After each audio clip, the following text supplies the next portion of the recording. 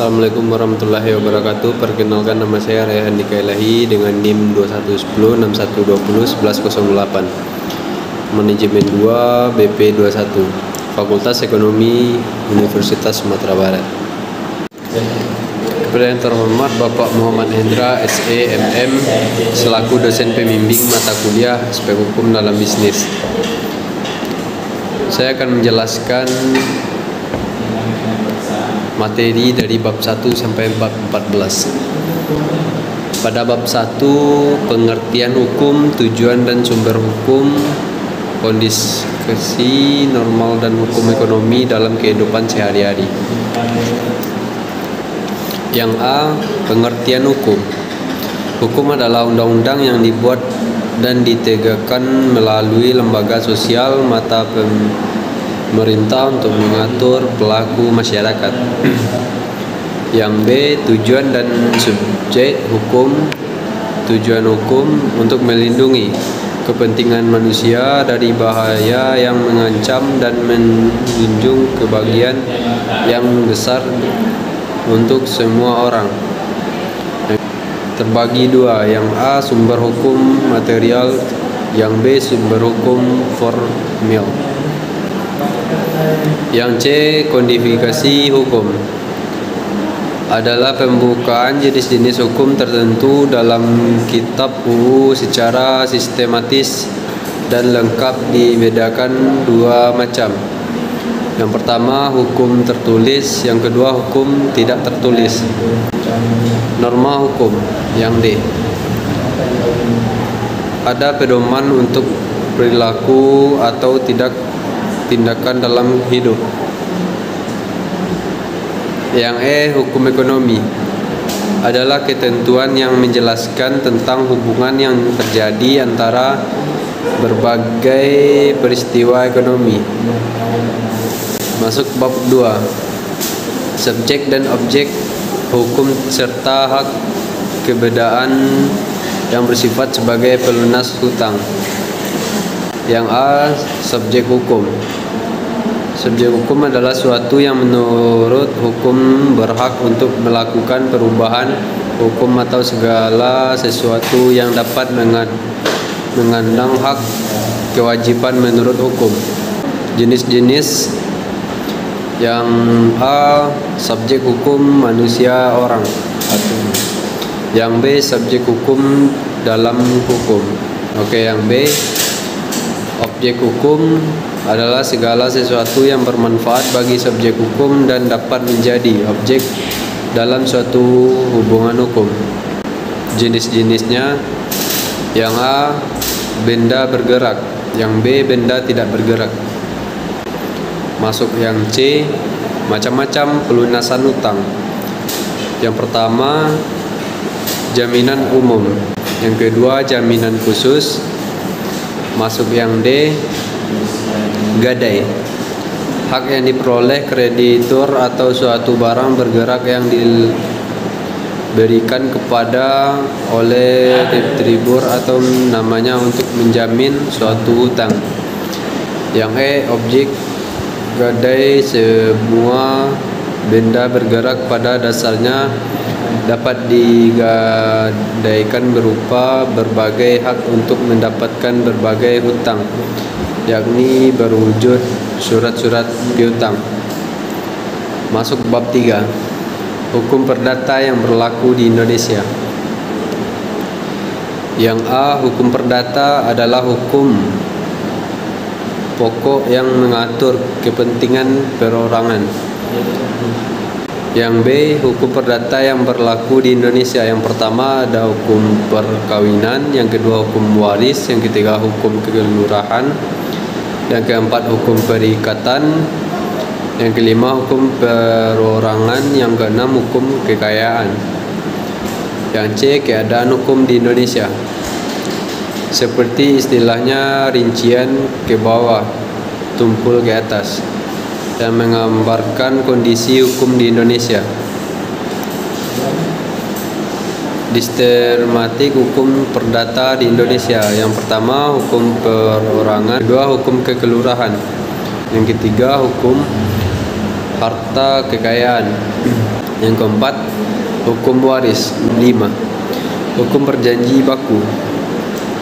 Standar yang pasal-pasalnya ditentukan perjanji yang diatur dalam di luar bungkal waris korbi. Yang A, standar kontak terjanji baku. Malah penggunaan klasmen eksponensi dalam transaksi konsumen. Yang B, macam-macam perjanjian. Yang pertama, perjanjian dengan cuma-cuma. Yang kedua, sepihak dan tidak balik. Yang ketiga, konsensual, for dan informal. Yang keempat, bernama, tidak bernama, dan campur. Yang C, syarat sah perjanjian. Yang pertama, sepakat mereka yang mengingat dirinya. Yang kedua, kecakap untuk membuat suatu perikatan. Yang tiga, suatu hal tertentu. Yang keempat, suatu sebab yang halal.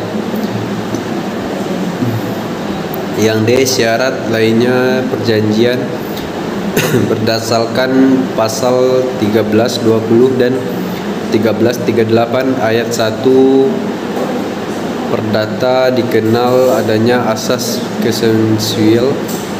Yang dimaksud adalah bahwa perjanjian lahir pada terjadinya konsensus atau sepakat dari pihak pembuat kontrak terhadap objek yang diperjanjikan.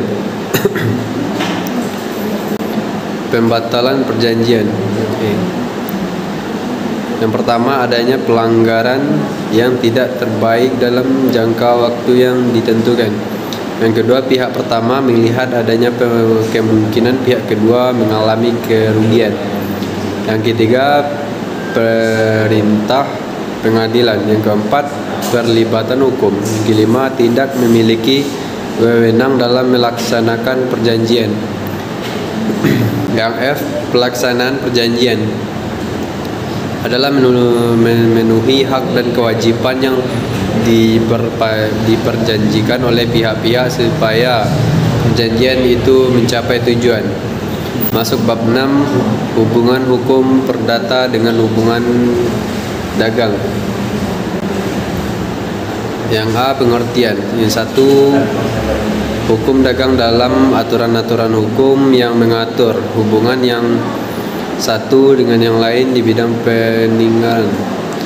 Yang kedua, hukum perdata adalah rangkaian peraturan hukum yang mengatur hubungan orang yang satu dengan yang lainnya.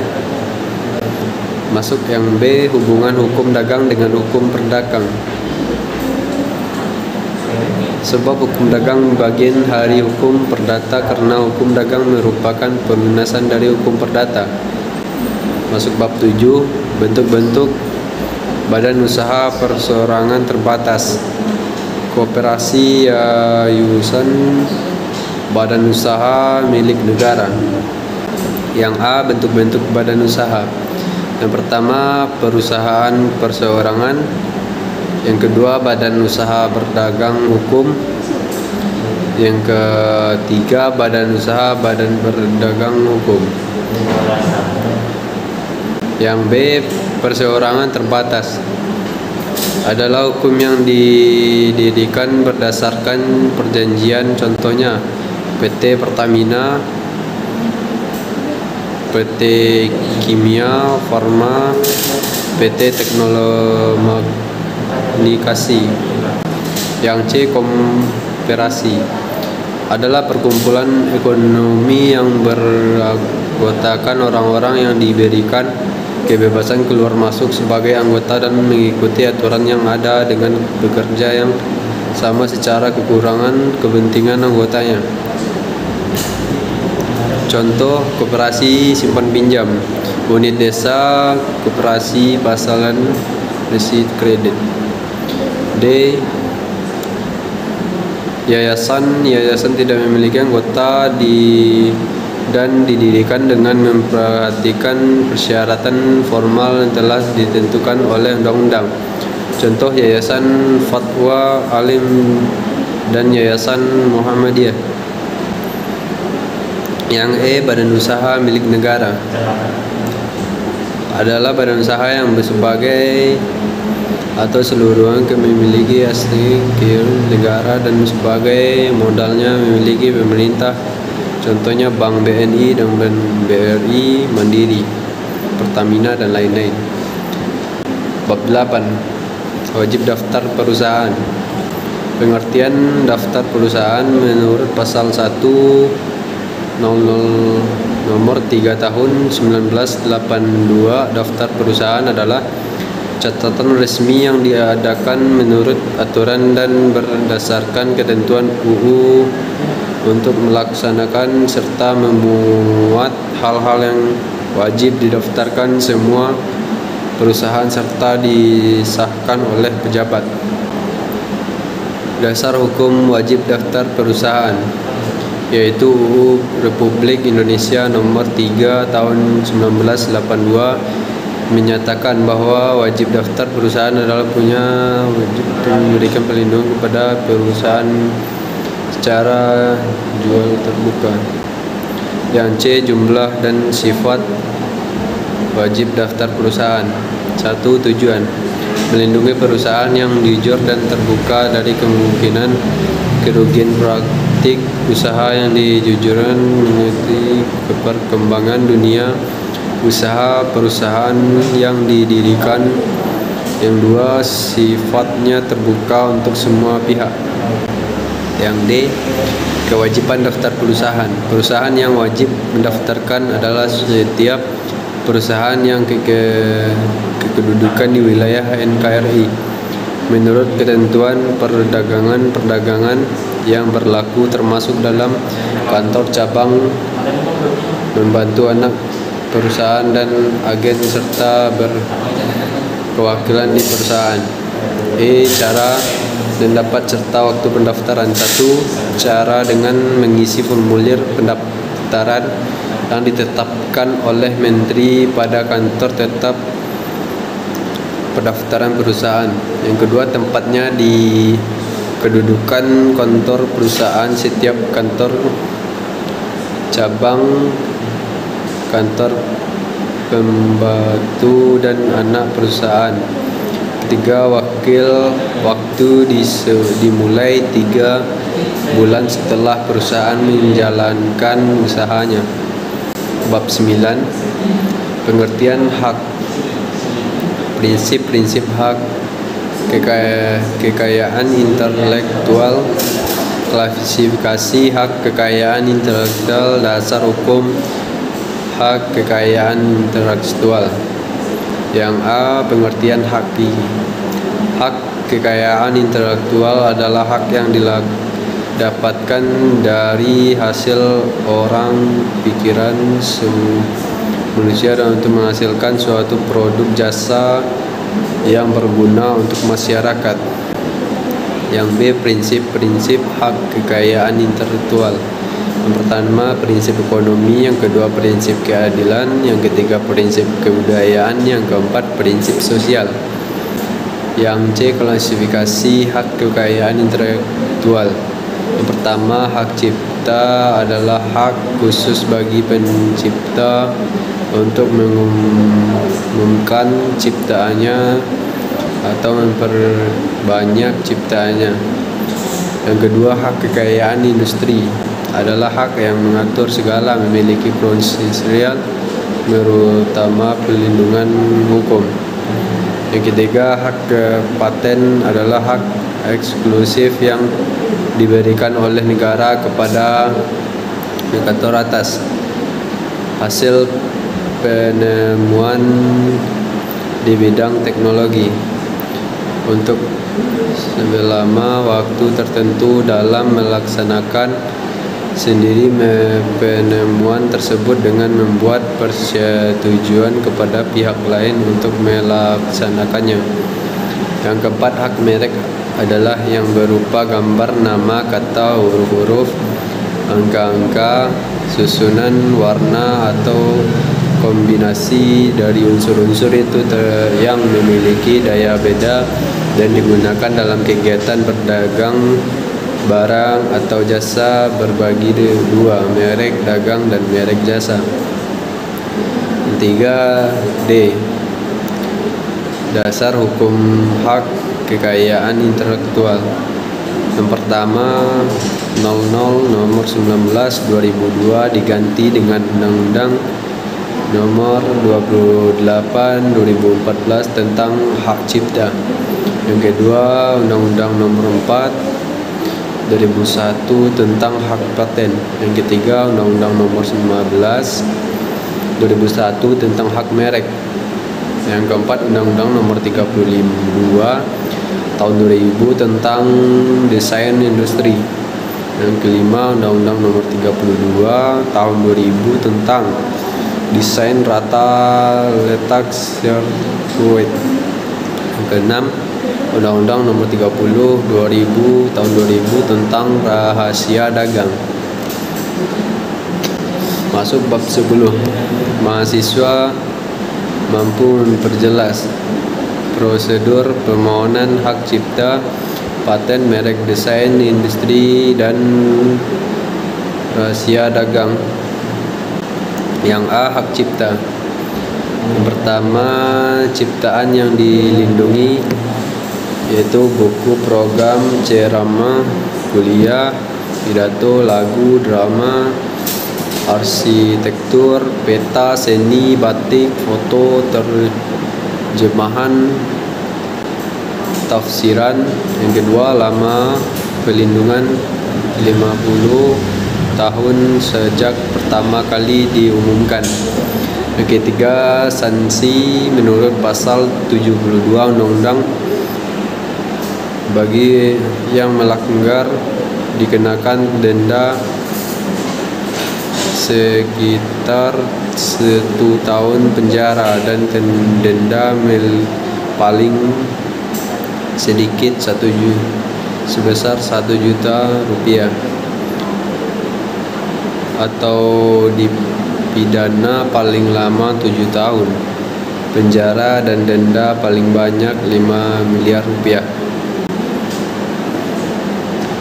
Hak paten jenis-jenisnya. Yang pertama, jenis-jenisnya. Yang A, paten atau industri berlaku 20 tahun sejak diterima permohonan paten.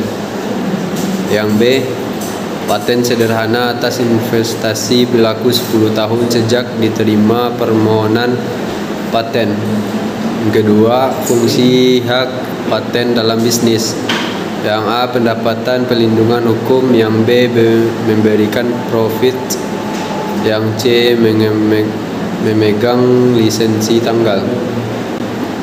Yang C, hak merek. Yang pertama, peran penting memberikan kekayaan intelektual yang mampu memberikan nilai dan volume lebih jauh dari perusahaan apabila dikelola secara tepat. Yang kedua, diperbeda bisnis PIKO corporately 1 dan O1 men. Yang D, desain industri. Yang pertama, prosedur permohonan pendaftaran hak desain industri. Yang A, mengisi formulir pendaftaran. Yang B, saran permohonan yang telah ditandatangani. Yang C, bila permohonan diajukan secara bersama-sama oleh lebih dari satu permohonan. Yang D, jika permohonan diajukan oleh bukan pendesain. Yang E, pembayar biaya administrasi. Yang F, menunggu pemeriksa. Yang kedua, manfaat pendaftaran desain industri. Yang A, pendaftaran legalitas hukum. Yang B, mencegah adanya palsuan. Yang C, meningkatkan nilai komersial. Yang D, desain dapat dijual kembali. Yang E, penciptaan persaingan sehat. Yang ketiga, jangka waktu pelindungan 10 tahun secara tanggal pertama. Yang 4, biaya pendaftaran sebesar 4 juta. Yang E, rahasia dagang. Yang pertama, syarat informasi dikategorikan. Yang A, bersifat rahasia. Yang B, mempunyai nilai ekonomi. Yang C, dijaga rahasia melalui langkah sebagai mestinya. Yang 2, jangan jangka waktu tidak terbatas jika sepanjang pemilik hak menjaga kerahasiaannya. Yang 3, pelanggaran dan sanksi jika melanggar. Dipidana penjara paling lama 2 tahun atau denda paling banyak 300 juta rupiah. Masuk bab 11. Konsumen dan pelaku usaha. Konsumen adalah setiap orang yang pemakaian barang atau jasa yang tersedia dalam masyarakat, baik bagi kepentingan sendiri, keluarga, orang lain, makhluk hidup lain untuk tidak berdagang. Yang A, tujuan pelindungan konsumen. Yang pertama, meningkatkan kesadaran, kemampuan, kemandirian konsumen atau melindungi diri. Yang kedua, meningkatkan perbedaan konsumen dalam memilih, menetapkan, dan menuntut haknya sebagai konsumen. Yang ketiga, meningkatkan kualitas barang yang menjamin kekayaan dan keselamatan konsumen. Hak konsumen. Yang pertama, atas kekayaan dan keamanan dalam mengonsumsi barang. Yang kedua, hak dengan informasi benar mengenai kondisi barang. Yang ketiga, hak dan mendapat pembinaan dan pendidikan konsumen. 4, hak didengar keluhan dan pendapat pada barang yang digunakan. Yang C, kewajiban konsumen. Yang pertama, mengikuti petunjuk informasi barang dalam pemakaian demi keselamatan. Yang kedua, bertindak baik dalam transaksi pembelian barang. Yang tiga, membayar sesuai nilai tukar yang disepakati.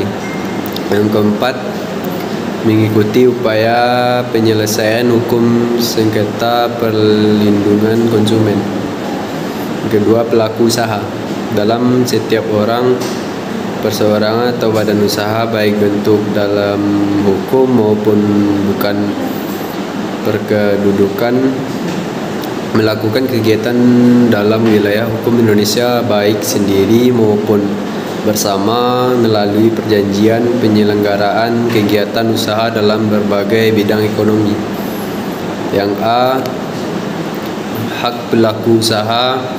Yang pertama, hak penerimaan bayaran sesuai sepakat kondisi barang. Yang kedua, hak pendapatan pelindungan hukum dari konsumen berikat tidak ada hak. Yang ketiga, hak rehabilitas nama baik jika terbukti kerugian konsumen tidak diberikan barang yang diperdagangkan. Yang B, kewajiban pelaku usaha. Yang pertama, berikat baik dalam melakukan kegiatan. Yang kedua, melayani konsumen secara benar. Yang ketiga, memberikan informasi benar dan jelas. Yang keempat, memberikan kesepakatan pada konsumen untuk mencoba barang dan memberikan garansi atau barang yang terjual. Yang C, perbuatan yang dilarang bagi pelaku usaha. Yang pertama, memproduksi dan menjual produk. Yang kedua, menawarkan dan mempromosikan produk.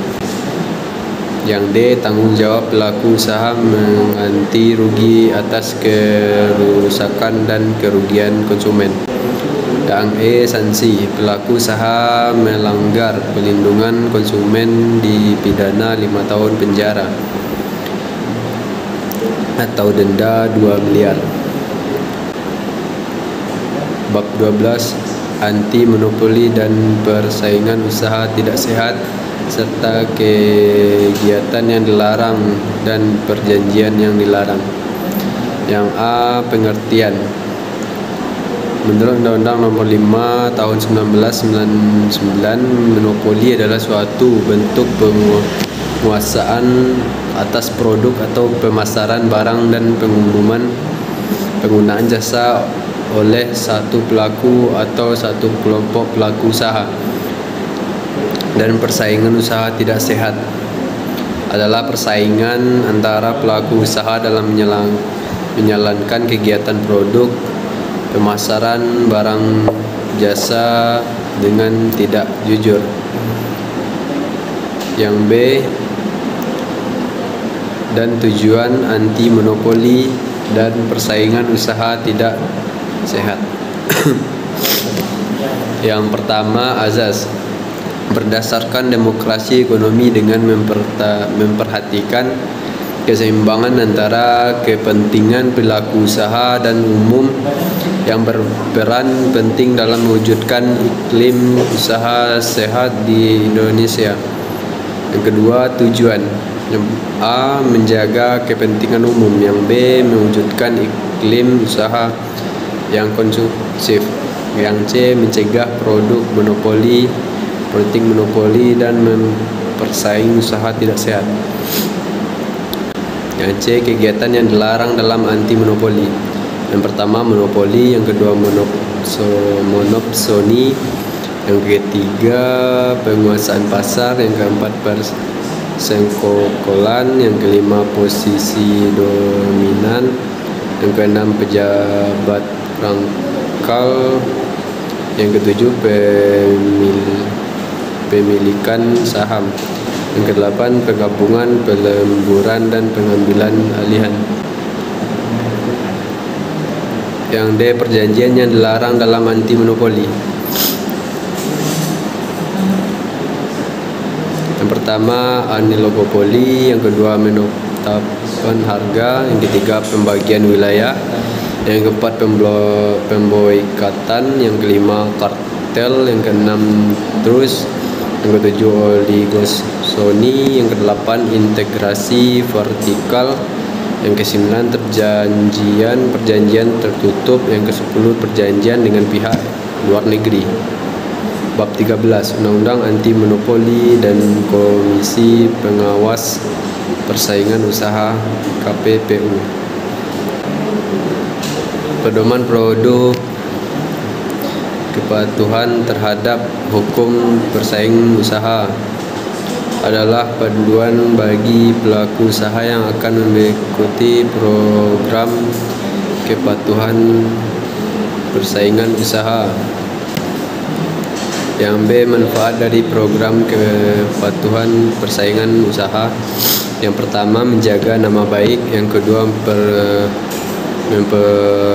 perusahaan dianggap tidak menjadi milik etika moral yang tinggi. Yang tiga, terciptanya dan menjaga prosedur hukum internal perusahaan. Yang keempat, meminimalkan konsekuensi biaya dari tidak patuh pada Undang-Undang Nomor 5 Tahun 1999. Yang C. Kerangka perusahaan, laporan kepatuhan. Yang pertama, tujuan. Yang kedua, komitmen dari elemen. Ketiga, mengidentifikasi. Yang keempat, cakupan program kepatuhan. Yang kelima, latihan dan mitigasi. Yang keenam, konsekuensi pelanggaran Undang-Undang Nomor 5 Tahun 1999. Yang ketujuh, mekanisme pelanggaran internet. Kedelapan, sanksi. Yang kesembilan, monitoring dan audit. 10, penyesuaian secara berkala. Yang D. Sanksi pelanggaran KPPU, yaitu diancam pidana 1 tahun penjara atau denda 5 miliar rupiah. Bab 14, pengertian. sengketa, cara penyelesaian dan pembandingan antar perundingan, arbitrasi dan legitasi. Yang A, pengertian sengketa adalah pertentuan atau konflik. Yang B, menyelesaikan sengketa. Yang pertama negosiasi, yang kedua mediasi, yang ketiga arbitrasi. Yang C, melalui pengadilan atau legitasi selama ratusan tahun yang lalu melalui pengadilan. Yang D, kelebihan dan kelemahan penyelesaian sengketa. Yang pertama, kelebihan melalui pengadilan. Yang kedua, kelemahan yaitu kurangnya kepastian hukum. Bandingan antara perundingan, arbitrase dan litigasi.